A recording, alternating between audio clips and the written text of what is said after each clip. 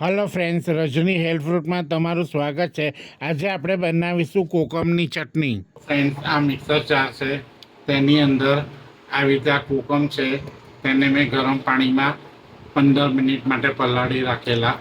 તે કોકમ અંદર એડ કરી દઉં છું.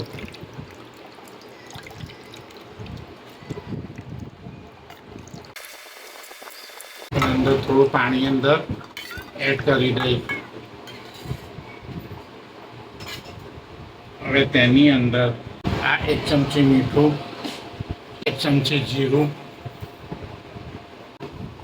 અડધી ચમચી સંચળ, ચમચી લાલ મરચું અંદર એડ કરી દઈશ.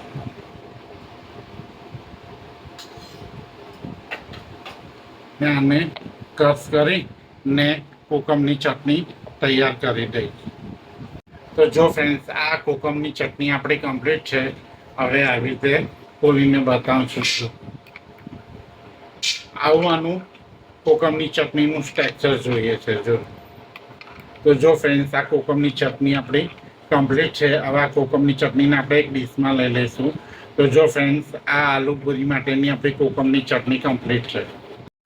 તો જો ફ્રેન્ડ્સ, આ કોકમની ચટણી આપણી કમ્પ્લીટ છે. તો તમે પણ આવી રીતે કોકમની ચટણી તમારા ઘરે બનાવો અને તમને આ કોકમની ચટણીની રેસીપી કેવી લાગી તે કોમેન્ટ બોક્સમાં જણાવજો. અને તમે મારી ચેનલ રજની હેલ્ધી ફ્રૂટને લાઇક નહીં કરી હોય તો તમે મારી ચેનલને લાઇક કરજો, સબસ્ક્રાઈબ કરજો અને બેલ આઇકન દબાવજો, જેથી મારી હરેક નવી રેસીપી તમને મળતી રહેશે. Thank you friends.